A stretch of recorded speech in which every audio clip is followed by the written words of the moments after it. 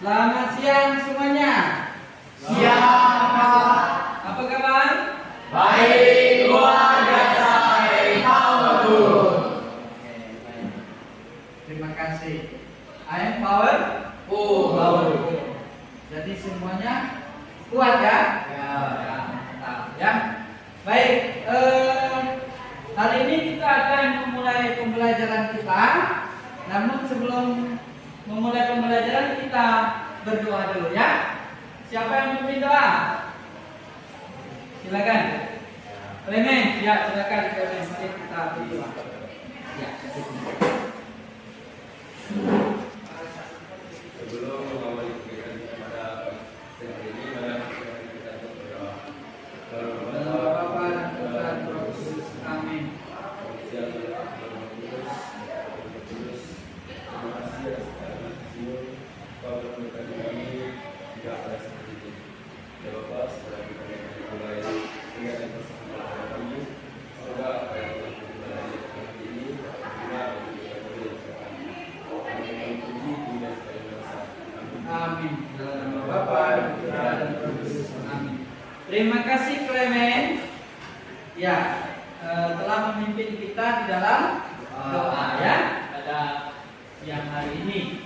Baik, kita akan memulai proses belajar kita pada siang hari ini dengan tema tugas karya pastoral gereja, yaitu gereja yang membesarkan, ya, yang disebut dengan liturgia, ya, liturgia. Oke. Baik. Sebelum ke pembahasan lebih jauh tentang materi ini, kita akan melihat beberapa hal. Ya, yang pertama kompetensi awal, yaitu peserta didik mampu memahami arti dan makna gereja, ya, yang satu, kudus, katolik dan apostolik, peran hierarki dan awam, ya, dalam gereja, dalam karya pastoral gereja, yaitu liturgia, karisma, materia, koinonia, dan dialog. Nah, itu. Tetapi ini pembelajaran ini umum pada fase F, ya. Kelas berapa? Kelas 11. Nah, tuh. Nah, lalu kemudian yang berikut kita akan lebih berfokus pada yang ini. Karya pastoral gereja tentang liturgia. Yang berikut ini apa nih? Profil belajar Pancasila. Belajar Pancasila. Apa yang diharapkan? Beriman. Terus? Oke, baik, mantap, bagus. Yang berikutnya? Nah, inilah beberapa hal nanti yang akan menjadi tujuan. Ya, katakan apa itu dari proses kita ini. Ya, artinya kita harus memiliki ini beriman, bertakwa kepada Tuhan ya. Lalu nanti ada kemandirian. Ya. Berikut.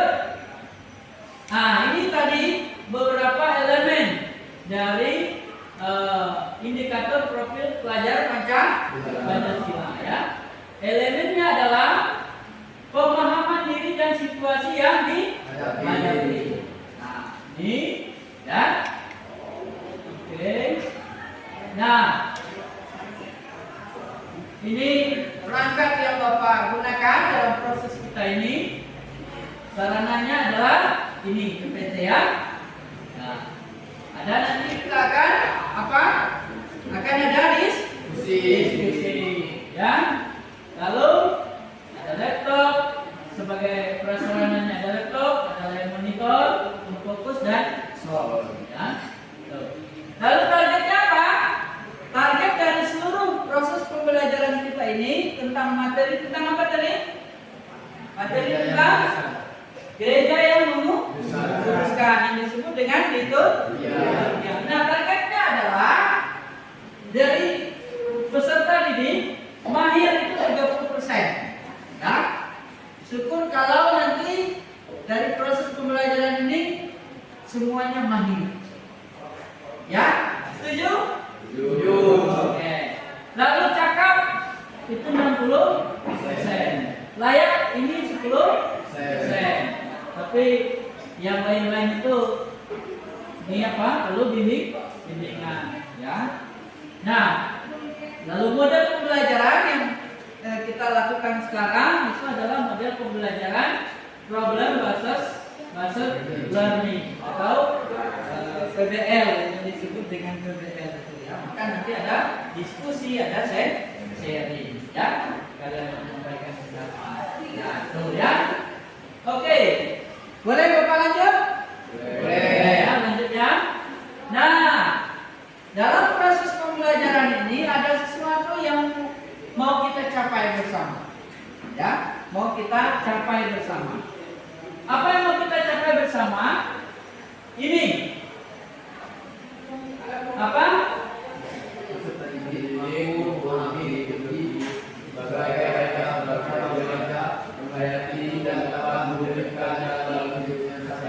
Ya, benar. Jadi peserta ini mampu memahami liturgi. Jadi kalian itu diharapkan paham tentang memahami tentang liturgi. Lalu setelah kalian paham bahwa liturgi itu sebagai karya pastoral gereja, kalian harus memiliki apa? Harus apa? Menghayati. Kemudian mewujudkannya dalam kehidupan sehari-hari. Menghayatinya dan melaksanakannya. Ada teori, ada prakteknya, ada aplikasinya dalam kehidupan sehari-hari. Nah, itu tujuannya. Nah, lalu ada kriteria tercapaian tujuan pembelajaran. Peserta didik mampu menjelaskan arti liturgi dan lain sebagainya, ya. Bisa dibaca ya? Oke. Lanjut. Sebelum pembelajaran ini di kelas 11 kalian belajar tentang apa? Sifat-sifat? Apa saja sifat-sifat gereja? Terus? Ya, apa? Gereja yang satu. Ya, gereja yang Katolik, kudus, satu dan apostolik. Ya, oke. Baik. Ya. Nah, berikutnya pada materi ini kita akan membahas beberapa hal ini. Apa yang Anda ketahui tentang liturgi? Ayo, siapa yang tahu tentang liturgi? Di pemahaman kalian itu liturgi itu apa? Ayo. Terserah, tidak ada yang salah. Semua benar. Tinggal diluruskan kalau ada yang salah. Apa liturgi? Liturgi adalah serangkaian upacara ritual atau tata ibadah yang secara resmi diatur dan dipraktikkan. Ya.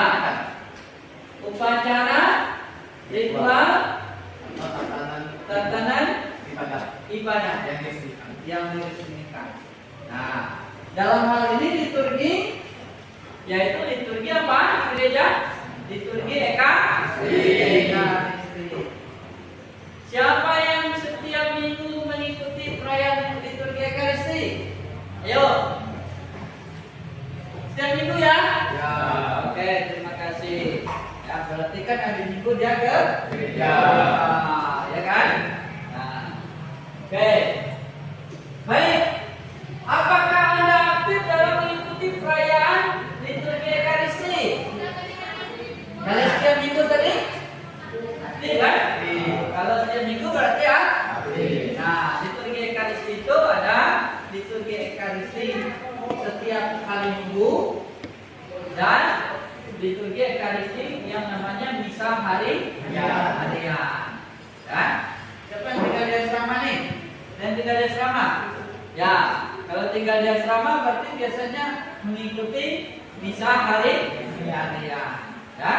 Nah, itu yang sering diikuti adalah liturgi ekaristi. Lalu berikut, apa yang kita lakukan saat perayaan liturgi ekaristi? Ayo ngapain? Ngobrol sama pacar? Main gadget? Nah, apa yang dilakukan? Berdoa. Fokusnya pada perayaan liturgi Ekaristi. Ya, itu, ya kan? Oke. Maka dalam liturgi Ekaristi, supaya orang berpartisipasi aktif, ada beberapa jawaban-jawaban yang harus dijawab oleh umat. Apa misalnya? Tuhan bersamamu. Nah, dan bersama rohmu. Nah, itu berarti apa? Interaktif dalam perayaan liturgi Ekaristi. Ya. Oke. Berikutnya, apa yang Anda ketahui tentang doa? Ayo, siapa? Doa apa? Ayo, doa. Apa itu doa? Pengalaman sehari-hari, apa itu doa? Hah? Ya. Menurut saya dasarnya itu berdoa itu kita berbicara kepada Tuhan, memohon atau bersyukur. Ya, mantap. Ya, betul, benar. Jadi berdoa itu berbicara kepada Tuhan atau mengucap syukur. Nah, pasti sering berdoa. Dan saya yakin Anda juga sering berdoa. Hanya saja sulit mengungkapkan apa itu doa, ya kan? Tetapi sesungguhnya sudah tahu doa itu apa. Oke. Ini siapa nih? Paulus siapa? Paulus. Ya. Nah. Oke. Ini siapa? Paulus. Paulus itu berapa nih? Maksudnya siapa namanya? Paulus, Santo Yohanes, Paulus kedua. Nah, baik. Sekarang kita masuk ke kegiatan inti pembelajaran. Yuk, sekarang kita lihat ini. Ya. Baca dan simaklah kisah kehidupan berikut ini. Kisah siapa? Santo Yohanes Paulus kedua. Siapa dia? Seorang berdoa, seorang yang tegar dan adil. Nah, ya. Oke. Nah, silakan dibaca. Ya. Silakan dibaca artikelnya. Sudah ya? Sudah dapat ya? Ya. Nah, silakan dibaca artikelnya. Sudah? Ya. Oke. Baik, kalau sudah, ini pertanyaannya.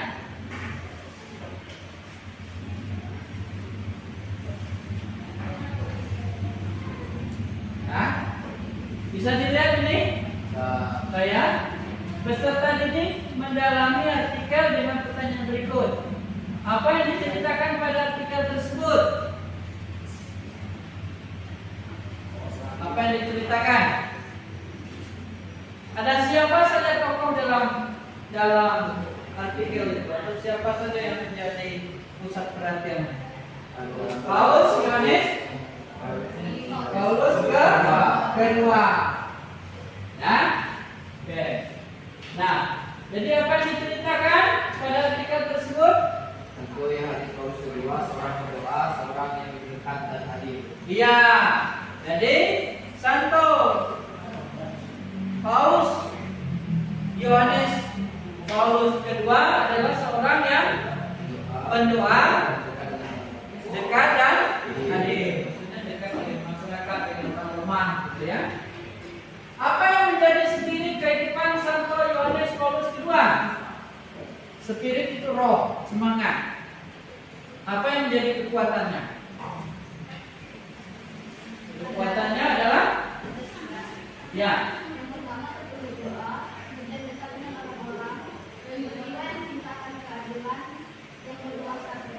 Ya, betul, ya. Jadi doa dekat dengan orang-orang lemah, berbelas kasih, cinta kasih. Nah, ini yang luar biasa ya. Itu yang menjadi kekuatan. Tapi yang lebih utama itu adalah doa. Oke. Nah, siapa yang mengatakan bahwa ada 3 hal yang menandai kehidupan Paus Santo Yohanes Paulus kedua? Siapa yang mengatakannya? Ya. Siapa? Siapa? Oke, Paus Franciscus. Bagus, tepuk tangan. Luar biasa ya. Mantap. Lalu yang berikut, apa makna doa menurut Anda? Setelah kalian membaca artikel itu tadi, apa makna doa? Jadi kalian mengartikan sendiri doa itu apa? Ya, silakan. Doa sebagai permohonan, harapan, pernikahan, atau pilihan.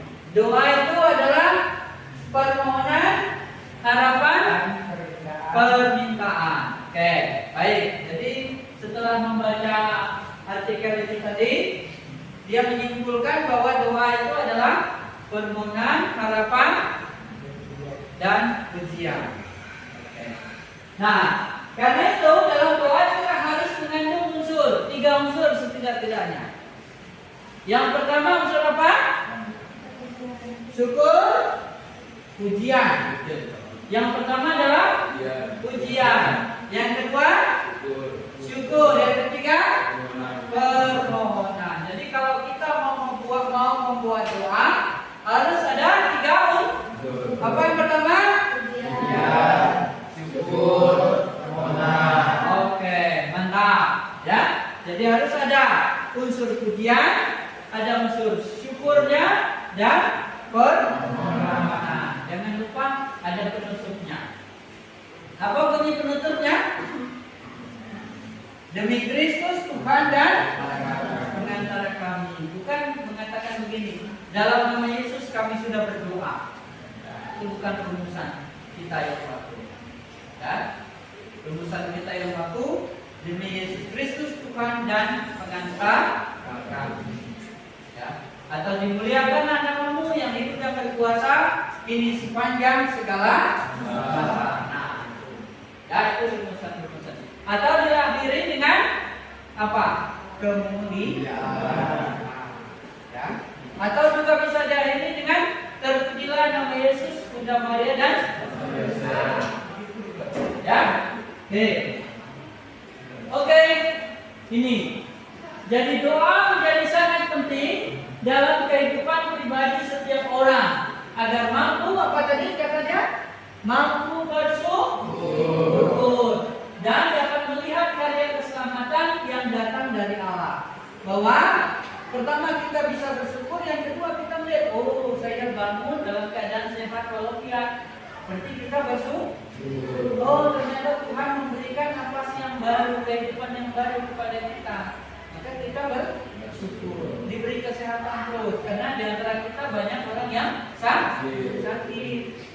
Ya, bersyukurlah kita masih diberikan kesehatan. Ya, oke. Halo. Hai. Halo. Halo.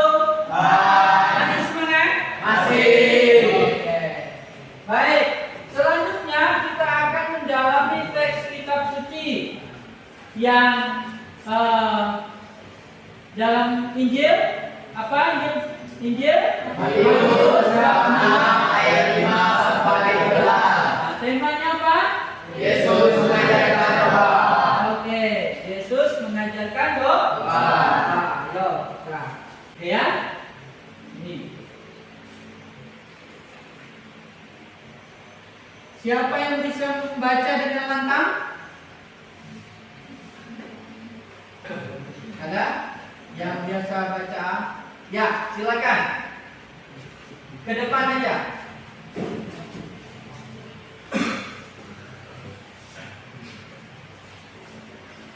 Ya. Inilah Injil suci menurut Matius. Dan apabila kamu berdoa, janganlah berdoa seperti orang munafik. Mereka suka mengucapkan doanya dengan berdiri dalam rumah-rumah ibadat dan pada tikungan-tikungan jalan raya, supaya mereka dilihat oleh orang. Aku berkata kepadamu, sesungguhnya mereka sudah mendapatkan upahnya. Tetapi jika engkau berdoa, masuklah ke dalam kamarmu, tutuplah pintu, dan berdoalah kepada Bapamu yang ada di tempat tersembunyi. Maka Bapamu yang melihat yang tersembunyi akan membalasnya kepadamu. Lagi pula, dalam doamu itu, janganlah kamu bertele-tele, seperti kebiasaan orang yang tidak mengenal Allah. Mereka menyangka bahwa karena banyaknya kata-kata doanya akan dikabulkan. Jadi, janganlah kamu seperti mereka, karena Bapamu mengetahui apa yang kamu perlukan sebelum kamu minta kepadanya. Karena itu, berdoalah demikian: Bapa kami yang di sorga, dikuduskanlah namamu, datanglah kerajaanmu, jadilah kehendakmu di bumi seperti di sorga. Berikanlah kami pada hari ini makanan kami yang secukupnya, dan ampunilah kami akan kesalahan kami, seperti kami juga mengampuni orang yang bersalah kepada kami. Dan janganlah membawa kami ke dalam percobaan, tetapi lepaskanlah kami daripada yang jahat. Demikianlah sabda Tuhan. Alhamdulillah Yesus. Baik, terima kasih, tepuk tangan. Luar biasa, terima kasih ya. Novel, terima kasih. Berikutnya kita akan masuk dalam diskusi kelompok.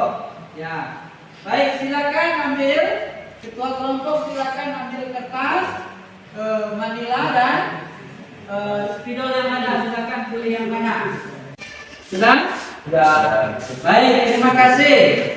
Nah, tugasnya adalah yang pertama, kalian membaca lagi teks kita suci secara pribadi ya.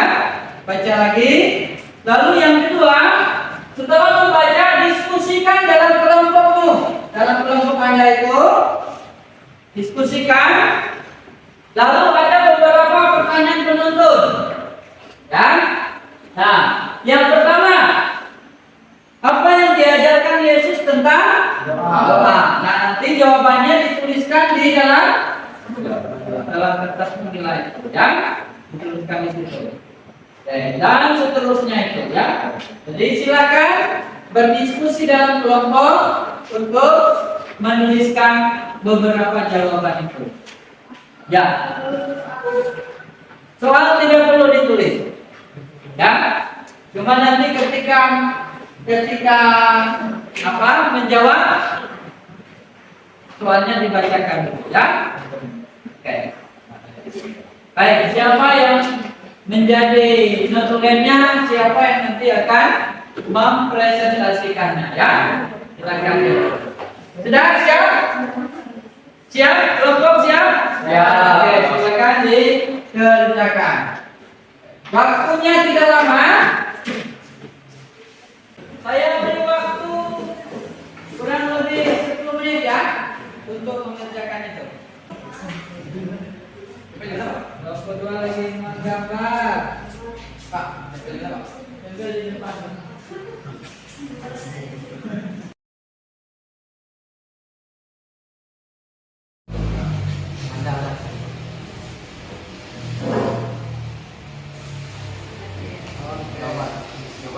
Ya.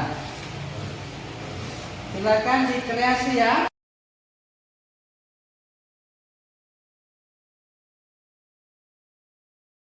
Kelompok 2. Oke, silakan kelompok 2.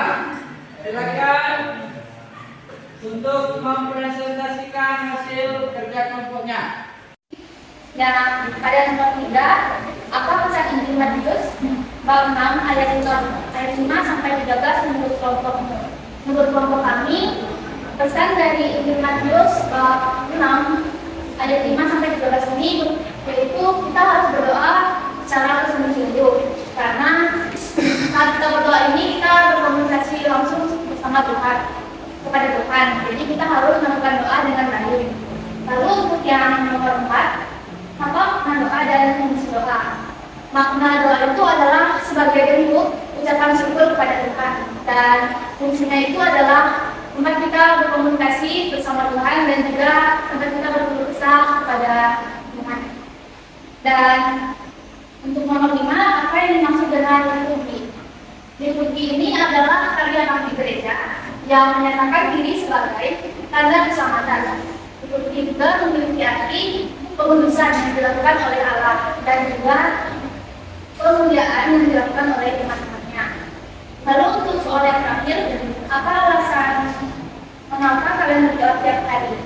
Jadi alasan kami berdoa tiap hari itu adalah karena kami merasa bersyukur telah diberkati oleh Tuhan Yesus dan juga diberikan keselamatan dan sebagai bentuk kita bersyukur kepada Tuhan Yesus. Baik, sekian presentasi dari kelompok kami. Terima kasih kelompok 2, tepuk tangan. Kita sudah mendengar semua tadi jawaban dari hasil diskusi kelompok dari kelompok 2. Bapak akan memberikan beberapa penegasan sehubungan dengan beberapa yang sudah kita jawab tadi. Ya. Nah, ajaran gereja tentang liturgi dan doa. Jadi ajaran gereja tentang liturgi dan doa. Nah, kata liturgi itu berasal dari bahasa Yunani. Liturgia yang berasal dari kata ergon dan yang berarti karya atau bakti. Maka gereja Katolik mengambil istilah liturgi untuk mengartikan sebuah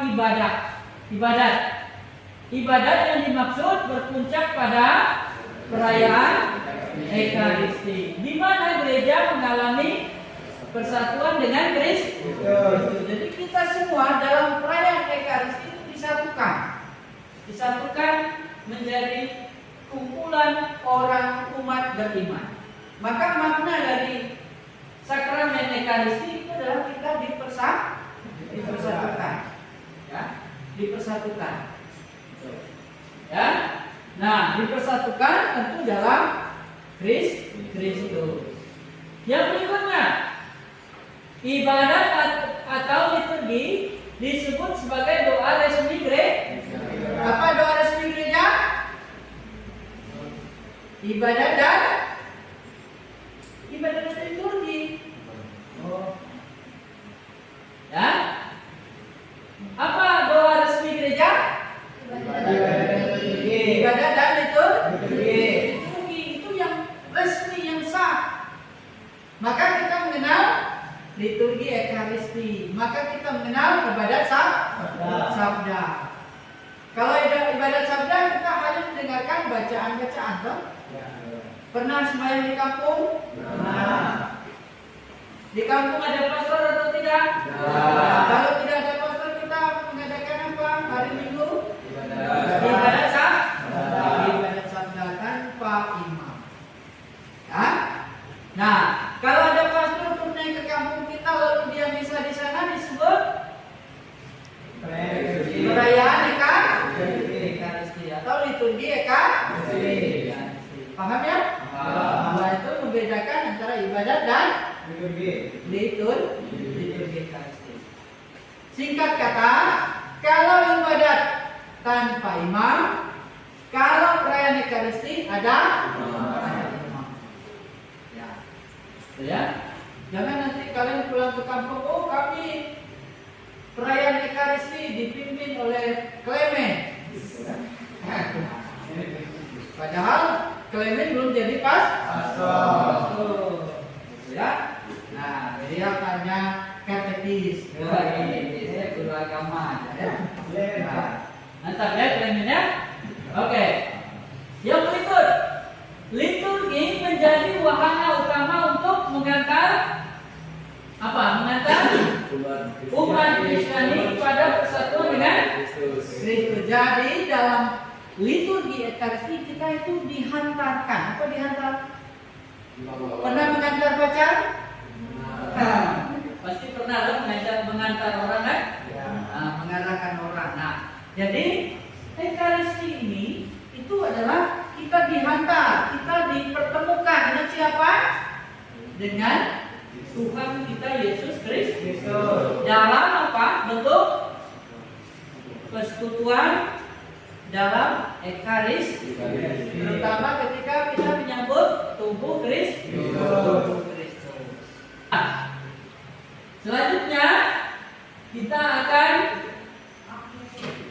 Saya akan minta Anda menjawab beberapa pertanyaan berikut ini secara pribadi.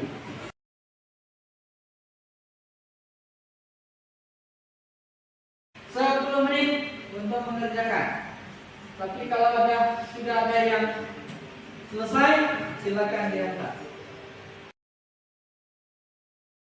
Yang lain sudah berusaha menjawab, tetapi memang belum tepat. Tapi sudah. Ya, silakan. Jadi kesimpulan yang saya dapat dari pembelajaran hari ini, pembelajarannya sangat menyenangkan, seru, dan juga tidak membosankan. Dan juga saya dapat menyimpulkan bahwa sebenarnya tata cara doa itu dulunya sudah diajarkan oleh Tuhan kita sendiri, yaitu Tuhan Yesus Kristus yang dimana ada pada Injil Matius. Dan juga yang dapat saya tangkap bahwa sebenarnya doa itu tidak perlu kita dilihat oleh orang lain. Cukup kita sendiri, kita dan Tuhan saja yang tahu dengan isi doa kita. Karena sebenarnya Tuhan itu telah mengetahui apa yang kita perlukan, apa yang sedang terjadi pada kita sebelum kita berdoa. Sekian. Oke, mantap. Tepuk tangan. Siapa lagi? Jadi Ya, silakan. Ya. Selama pembelajaran ini berlangsung, awalnya saya mengerjakan lalu juga capek. Jadi awalnya saya ngantuk, tapi setelah mengikuti proses pembelajaran, intinya saya merasa ada kesibukan dalam proses pembelajaran ini. Lalu apa yang saya dapat dari pembelajaran ini, saya bisa tahu kata cara berdoa yang benar dan juga kalau kita berdoa itu lebih baik ke intinya daripada lebih. Ya. Baik, terima kasih. Tepuk tangan. Luar biasa ya. Siapa lagi? Baik, saya kira pembelajaran pada hari ini cukup sekian dan saya mengingatkan kembali ada penugasan yang diberikan kepada kalian untuk bisa dicari ya. Dan terima kasih kalian sudah menyampaikan apa yang menjadi apa yang Anda dapatkan selama pembelajaran ini, lalu dan tadi memberi apresiasi pada proses pembelajaran ini. Jadi terima kasih banyak atas perhatiannya. Selamat sore, salam sejahtera untuk kita semua, dan mari kita tutup dengan doa. Siapa yang memimpin doa penutup? Ya. Sebelum kita mengakhiri aktivitas pembelajaran kita pada hari ini,